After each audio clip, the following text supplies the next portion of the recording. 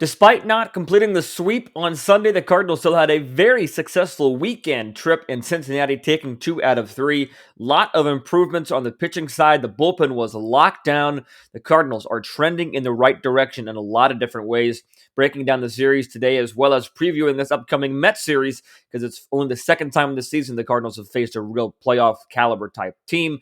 So what can the Cardinals do to improve their resume this week against the Mets? All that and more on today's episode of Locked On Cardinals. You are Locked On Cardinals, your daily St. Louis Cardinals podcast, part of the Locked On Podcast Network, your team every day.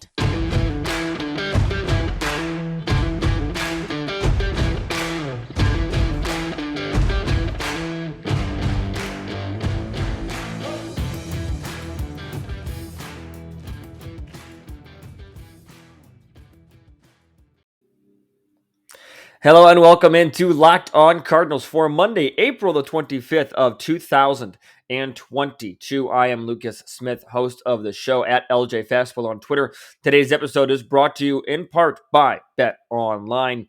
BetOnline has you covered this season with more props, odds, and lines than ever before. BetOnline is where the game starts. Thanks for tuning in on this lovely Monday. Thanks for making Locked On Cardinals your first listen of the day. A little bit delayed this Monday as apartment's Wi-Fi was out since Sunday night. So finally got it back up and running this afternoon. So we'll be talking some Cardinal baseball today. Thank you for bearing with me and understanding in this inconvenience. But a lot of good Cardinal baseball to talk about this week. As the Cardinals did take 2 out of 3 against the Cincinnati Reds at Cincinnati. You know, I was trying to be bold on Friday. I was talking about predicted a sweep. Obviously did not come to fruition, but nevertheless, you did see some really good things this weekend in Cincinnati. So we're going to start with the pitching. We're going to talk about the offense, and then to end the show, we'll be talking about the upcoming series this week that starts tonight against the New York Mets. But I want to start with the pitching because we saw some really good pitching performances this weekend. We're going to start with the starters. And on Friday, it was Steven Matz getting the job done. He just impressed for a second consecutive start as he goes 5 innings, does give up 7 hits and walk 2, so 9 base runners over 5 innings, probably a little bit more than you'd like to see.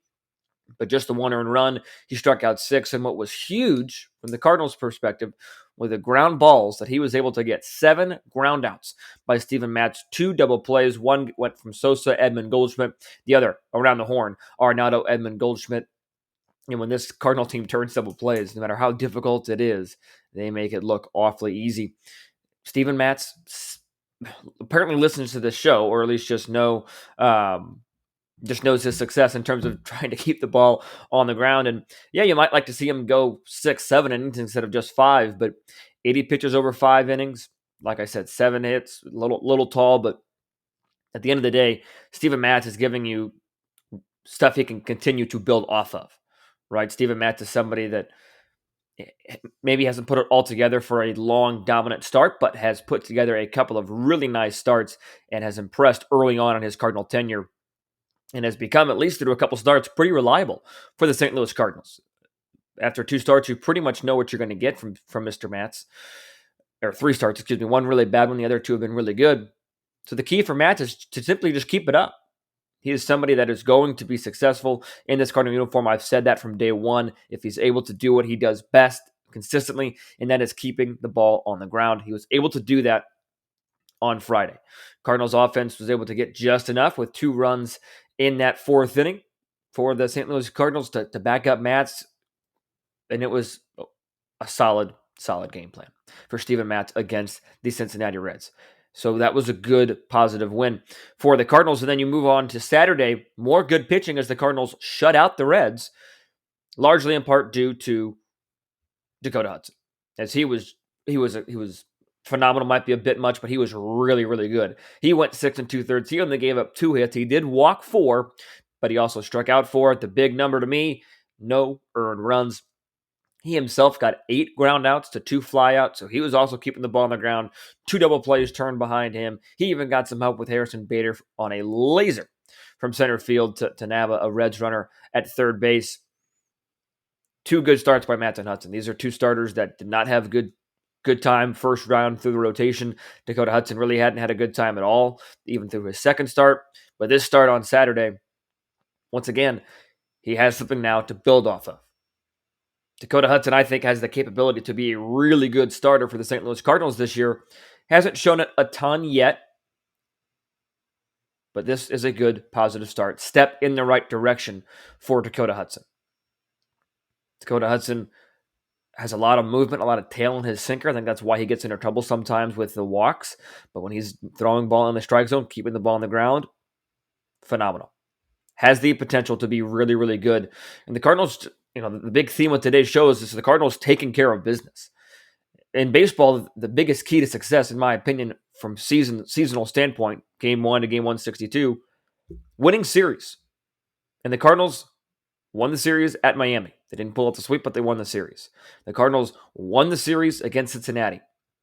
Didn't pull out the sweep, but they won the series, in large part due to the arms they had on the mound. Wainwright did struggle yesterday. We're going to talk about him in a little while. But between Matz, Hudson, and the bullpen, holy cow, is the bullpen just straight up phenomenal this weekend. 1 earned run the Cardinal bullpen gave up. That was charged to Giovanni Gallegos in the 9th inning on Saturday. We're going to work our way backwards. TJ McFarland, 2 scoreless yesterday, as well as Jake Woodford finally getting back into the action. He pitched a scoreless inning. Then you go back to Saturday. I already mentioned Dakota Hudson, but beyond that, you had an inning and a third of scoreless baseball from Palance and a scoreless 9th inning from Cody Whitley. And then, as I mentioned, the 1 earned run was charged to Giovanni Gallegos in the 9th inning of Friday's game. But before that, you had a scoreless inning from Whitgren, an inning and a third of scoreless baseball from Ryan Helsley, 2/3 of scoreless baseball from Giovanni Gallegos, and then just the 1 earned run and a shaky 9th inning for Giovanni Gallegos, but he did knock down his 4th save at the time. 1 earned run in a weekend set is extremely impressive. They took care of business. They did what they needed to do. They are proving right now, I understand it's early, but they're proving right now that this is a team to be reckoned with. Starting play on Monday, Cardinals and Brewers tied for first place. Cardinals are 9-5, Brewers are 10-6. But the Cardinals have a plus 19 run differential. 60 runs scored to just 41 against. They're 3-1 at home, 6-4 on the road, 4-3 against teams above 500, 6-4 in the division, 2-1 outside of it, 1-0 in interleague play. The Cardinals this weekend, especially on the mound, simply put, took care of business and are just playing the kind of baseball that they need to play right now. On MLB.com, their power rankings came out today. They were bumped up to number 5 in the power rankings. It's really early. I get it. We're not even in May yet, so I'm not trying to, Cardinals World Series or bust right now. No, I'm not trying to change my expectations at all or make this team the 1927 Yankees or anything of that nature. I'm not. All I'm saying is, through the couple turns of the rotation now, this starting rotation is starting to find it. The offense struggled a little bit this weekend. That's okay.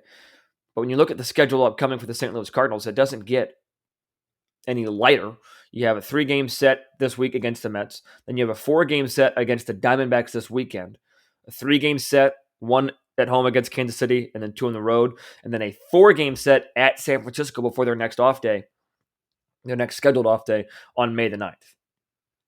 So yeah, not a ton of firepower outside of the Mets and Giants, but this Cardinal pitching staff, especially the bullpen, if it's able to be as dominant as it was this weekend, bodes well for the rest of the season. It'll be interesting to see what relievers do and don't make the cut once the rosters get slimmed down on May 1st, and you're only able to take, I think it's 14 pitchers, maybe 12, 13, I forget what it is. I know the rosters are being slimmed down to 26, so we'll see what pitchers are able to make the cut there. But pitching, the Cardinals just, like I said, took care of business over the weekend. Offensively, they did just enough to win, and the good thing for the Cardinals, Paul Goldschmidt starting to heat up. We'll talk about him coming up here in just a moment. But before I go any further in today's show, want to take a break and talk about why spring is in the air. Spring is in the air. It's a time of renewal and growth, both personally and professionally. And as your small business grows, LinkedIn Jobs is here to make it easier to find the people you want to talk to faster and for free. You can create a free job post in minutes on LinkedIn Jobs to reach your network and beyond on the world's largest professional network of over 810 million people. Then just add your job and the purple hiring frame to your LinkedIn profile to spread the word that you're hiring so your network can help you find the right people to hire. Simple tools like screening questions make it easy to focus on candidates with just the right skills and experience so you can quickly prioritize who you'd like to interview and hire. It's why small businesses rate LinkedIn jobs number one in delivering quality hires versus leading competitors. LinkedIn Jobs helps you find the candidates you want to talk to faster. And did you know that every week, nearly 40 million job seekers visit LinkedIn? Post your job for free at linkedin.com/lockedonmlb. That's linkedin.com/lockedonmlb to post your job for free. Terms and conditions apply. Offense didn't necessarily explode over the weekend. 4, 5, and 1 runs in each game, respectively speaking. But they did just enough, and they started the scoring early on Friday, and Paul Goldschmidt had himself a weekend series. He was 3 for 5, 2 runs driven in on Friday. When it starts to hit around this time of year, this is when Paul Goldschmidt starts to heat up, right? 3 for 5 on Friday, 2 for 5 again on Saturday. And yesterday, even though he didn't have the RBI that the Cardinals drove in, that belonged to Tyler O'Neill, the first 2 games of the weekend were just superb for Paul Goldschmidt. He went 2 for 4 again yesterday as well. He did score the run, is what I was trying to get at with the RBI there. But when Goldie starts to heat up, this lineup gets awfully deadly, gets awfully serious. Offense, again, it did not explode like you thought it would have. To their credit, Reds pitching was pretty solid for the most part this weekend as well. Not as shut down as the Cardinals were, other than Nick Lodolo. But Hunter Green, the Cardinals, like I talked about on Friday, I think they used the adrenaline against him a little bit. He only got to go 3 1/3 innings, gave up 4 hits, 3 runs, all of them earned. He walked 4. He did strike out 3. His fastball didn't look as lively as it had in starts past, but he gets tagged with his second loss of his young major league career. But Cardinals still able to get to him early. Bullpen beyond that, Hoffman gave up a run, but then Sessa, Mortea, Diaz, and Farmer all were scoreless in their 1 innings each of work. So they were, the Reds did shut down the Cardinal offense from that perspective. The Cardinals on Friday did not have a single extra base hit. All 10 of their hits were singles, which is bizarre in and of itself, just because it's a pretty deep offense, but also because it's Cincinnati, Great American Ballpark. Cardinals had 2 extra base hits on Saturday, a double from Kisner and a double from Goldschmidt. And then yesterday, in their worst offensive day of the weekend, the Cardinals did get an RBI double from Tyler O'Neill, as well as a double from Goldschmidt and Dylan Carlson. Not one home run hit this weekend by either team.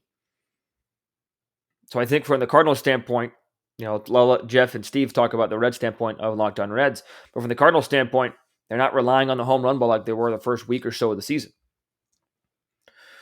They're still going to hit their fair share of homers. So I don't doubt that. I'm not worried. I'm not terrified of it. But the offense, again, did just enough for the Cardinals, especially from the perspective of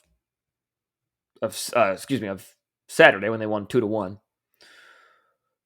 So the Cardinals offense, there are some trouble areas that I want to get into, and one of those being shortstop.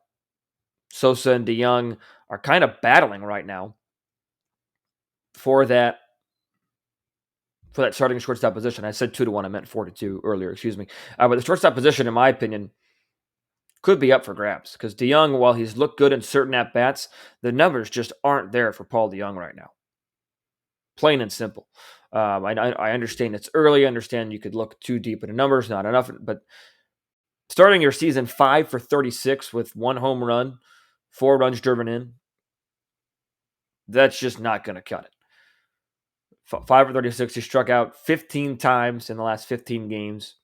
His average is 139. His on base is 262. He's slugging 278 for an OPS of 540. I really like DeYoung. I'm rooting for DeYoung, but at the end of the day, those numbers just aren't going to cut it. Then you switched over to Edmundo Sosa, who was 1 for 4 in yesterday's game. Not as many at-bats for Edmundo Sosa. He's just 3 for 12 to start his season. Struck out 4 times in the last 7 games. 2 runs scored for Sosa. So again, smaller sample size for Edmundo Sosa. But the shortstop position is one of intrigue because you have somebody who's been there for a while, who seemed to have had that position on lock, is struggling, and now you're starting to see somebody sneak through the cracks. And somebody else you're seeing in that very similar manner is at the catching position. I mean, no disrespect to Yadier Molina and his time as a Cardinal. None. But you can't tell me that Andrew Kisner has not played better than Yadier Molina at times this season, arguably for the entire season. Again, I'm a huge Yadier Molina fan. I've watched him since I was 4 or 5 years old. I get it. But he is just 4 for 29 to start his season. That's a 138 average. 138 on base. He hasn't walked a single time. And 138 slugging. 4 singles. You switch over to Andrew Kisner, who is getting more and more starts. He was 2 for 3 on Saturday's win when he caught Dakota Hudson, for example. But he's having a very good start to his season. He's 7 for 22. That's a 318 batting average. A home run, 6 runs driven in. 2 runs scored. His on base is 375. He's slugging 545 and an OPS of 920. 2 intriguing positions that I think at one point you might only see Molina start with Adam Wainwright. And at some point you might even see Paul DeJong get completely benched. I think there's a possibility of that happening. I really do. Especially if Sosa is able to do what he did last year and impress even minimally like he did last season, because right now Paul DeJong is just simply not cutting it. You've also got Harrison Bader that is struggling a tad in center field. Carlson O'Neill are starting to get to that worry point. So the offense, like I said, they did just enough. And then the theme of this show, talking about they took care of business. The offense didn't necessarily take care of business. Again, they did enough to win the games, obviously. Scored enough runs.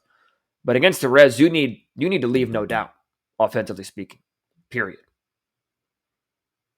Sunday was not kind. I mentioned giving credit to where credit is due. Give credit to Nick Lodolo on Sunday. It was phenomenal from the left side.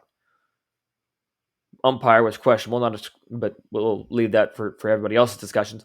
He was 5 2/3, 5 hits, an earned run, 7 punch-outs. He was phenomenal. He was good.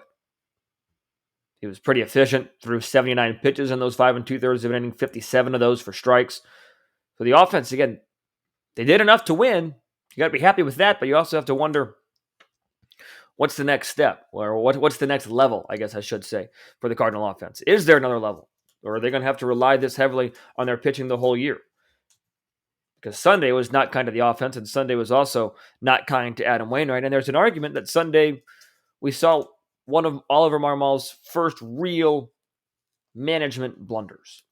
There's a couple thought processes in my head about how he could have managed the game just a little bit better.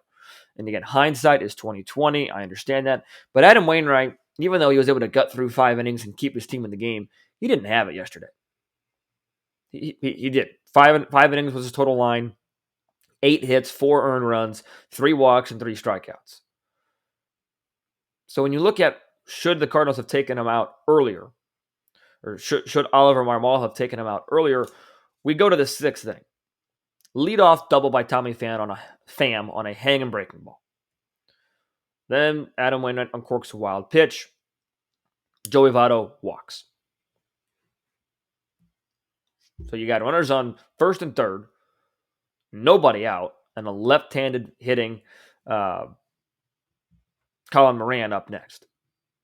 TJ McFarland did coming in to face Nick Senzel after Wainwright gave up a base hit to Colin Moran. But why is TJ McFarland not in that game sooner? Why is TJ McFarland not coming in to face Colin Moran left on left with a double play ball opportunity? Colin Moran had the sacrifice fly RBI in the first inning as well. Colin Moran is a notorious Cardinal killer as well. So that's one that I would have liked to see Marmol give Wainwright the hook a little bit earlier, and maybe there's a little, not intimidation on Wainwright's part, but there is the fact that he's Adam Wainwright and he's your ace, he's your horse, you're going to go out there and let him work. I get that. I do, honestly. But when he doesn't have it like he did, and you've got a lefty coming up, my opinion, the situation dictated a reliever there. And I think in the top of the 6th, we had a situation that could have had a pinch hitter. Did you have a double by Goldschmidt, a double by O'Neill? So you got one run. At this time, it's still 3-1.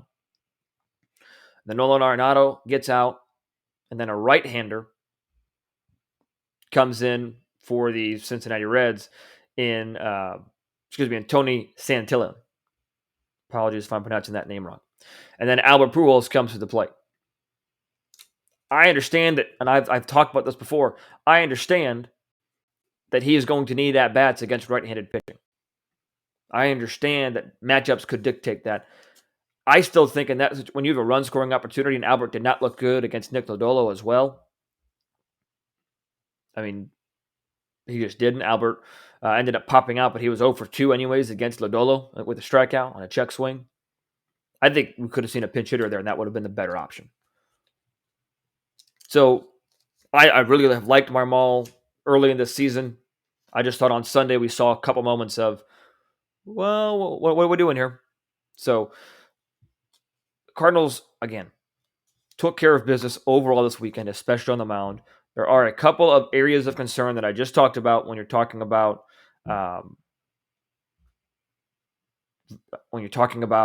offensively, DeYoung versus Sosa, Molina versus Kisner. Things to start thinking about. We'll see who's able to start and not start this week and what Marmol does. Because this week is a big series for the St. Louis Cardinals as they face the New York Mets. New York Mets currently hold a 4-game lead in the National League East. They have a plus 32 run differential. This is arguably the second team the Cardinals have faced with legit playoff hopes this season so far. Other one being the Milwaukee Brewers. So we're previewing this series coming up here in just a moment. But first, I want to tell you guys about the best tasting protein bar on Wednesday. Best tasting protein bar on the market, and that is a Built Bar. They have incredible flavors of Built Bar. They also have this incredible product called a Puff. A Puff is a first ever protein-infused marshmallow. They are fluffy, marshmallowy. They're not just a protein bar. They are a treat, and they're covered 100% in real chocolate. They are a fan favorite with some incredible flavors of their own. So you can't go wrong with taste on the puffs or the bars, and you can get incredible health benefits out of the bars as well, because most Built Bars contain 130 calories, 4 grams of sugar, 4 net carbs, 17 grams of protein. Compare that to your candy bar, which is usually around 240 calories, 30 grams of sugar, dozens of net carbs. Yeah, candy bars, not the option. Built Bars. Those are what you want to go with. And at Built Bar, they are all about the taste. They make it taste delicious first. Then they figure out how to make it healthy. And I don't know how, but they pull it off every single time. So go to Built.com and use promo code LOCKED15, LOCKED15 to get 15% off your order. Once again, use promo code LOCKED15 for 15% off at Built.com. Cardinals and Mets this week in St. Louis. It's going to be a good one. I want to thank you once again for making Locked On Cardinals your first listen. Be sure to check out the Locked On Now podcast as well after this last segment. Recaps of MLB games with analysis from our local experts taking fans through the season like no other network. Free and available wherever you get your podcast. Locked On Now is a great source for information. So this weekend series, like I mentioned, the Mets are a playoff team right now with a lot of playoff hopes. They're the only team above 500 in the National League East. As it stands right now, they're 7-3 in their last 10.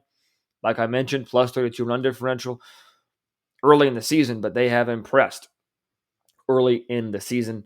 They're good. I really do think that this Mets team is maybe not a World Series contender like a lot of Mets fans want to believe, but I do think that they are a really good baseball team. First pitch tonight, 6:45 Central Time, and we are seeing a familiar pitch tonight against the St. Louis Cardinals, and that is Max Scherzer. He's 3-0 to start his season, a 2.5 ERA, 23 punch-outs. Michaelis gets the ball for the St. Louis Cardinals. Talking about offensively speaking, this is not going to be an easy night for the St. Louis Cardinals offense. Scherzer in their career. Nolan Arenado, 2 for 10. Harrison Bader, 2 for 10. Dylan Carlson, 0 for 7. Paul DeYoung and Corey Dickerson actually have good numbers. Paul DeYoung is 38 and 13 at-bats with 3 runs driven in, so I expect DeYoung to get the start tonight. And Corey Dickerson is hitting .417 and 12 at-bats with a home run and 2 runs driven in as well. Tommy Edman is the last positive one I'll talk about with any substantial amount of at-bats. He is 4 for 9 with a home run, 2 runs driven in against Scherzer. Paul Goldschmidt is hitting a .56 against Max Scherzer in 32 at-bats. Yadier Molina is hitting 0.59 and 17 at-bats. And Albert Pujols is hitting 0.83 and 12 at-bats. Edmundo Sosa is 1 for 3 against Scherzer, so some positivity there. But offensively speaking, Sunday was tough, and I'm betting Monday is going to be tough for the St. Louis Cardinals offense as well. Because Max Scherzer is no easy feat. So we'll see what Miles Mikolas is able to do for the St. Louis Cardinals. He's going to have to arguably match zeros because you have to expect Max Scherzer is going to give you zeros from the Mets perspective. And then on Tuesday, it's going to be Jordan Hicks getting his second career start. Hopefully he's able to go a little bit more than just 3 innings. Cardinals facing Chris Bassett. He's 2-1 with a 3 ERA. Not a ton of experience against Bassett. Pujols is 417 with 12 at-bats with a home run, 2 runs driven in, with Bassett spending time in Oakland and Albert being in Anaheim. So maybe Albert gets to start on Tuesday against Bassett with the good numbers. We'll see. And then Wednesday, getaway day, or a day game anyways. Cardinals are home the whole weekend. So 12:15 is the first pitch there. And it's going to be Carlos Carrasco, who has had a phenomenal start to his season, against Steven Matz. Steven Matz is going to get the start against his former team on Wednesday. This is going to be a tough series for the Cardinals just because of who the Mets have on the mound. I think the Cardinals have a pretty good set of arms on the mound as well. But man, oh man, do the Mets have a tough 1-2-3 coming at the St. Louis Cardinals this week. So it's going to be a tall task. I'm not even going to bother giving a prediction. I'm not trying to get out of anything, but holy cow, it's going to be tough this week for the St. Louis Cardinals. They get a little bit of a break again this weekend with a 3-game set against the Diamondbacks.